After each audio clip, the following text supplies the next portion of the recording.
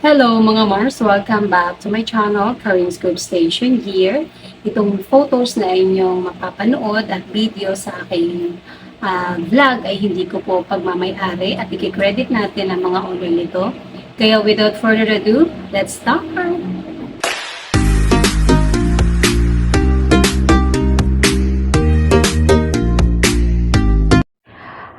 Mga Mars, ikinasal na po sina Ria Ataide and Zanjo Marudo last March 23, 2024.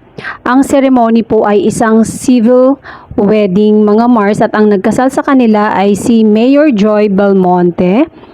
At mismong birthday ni Ria Ataide naganap ang civil wedding mga Mars. At ito nga yung photos na ibinahagi ni Zanjo Marudo sa kanyang Instagram account at dito nga ay limited lang ang mga nagko-comment dito at nagbibigay ng congratulations sa dalawa.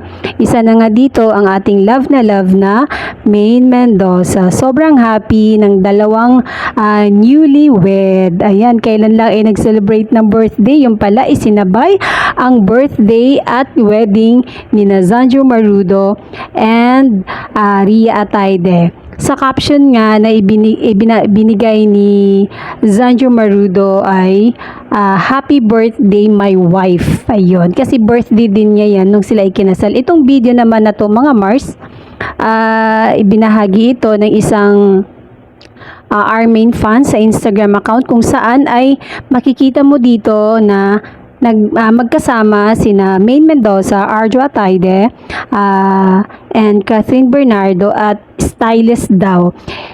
Lahat po sila nakaputi. Ito kaya yung after the wedding na? Kasi lahat po sila nakaputi mga Mars. Ayan po yung video. Ayan. Credit to the owner. Ang saya.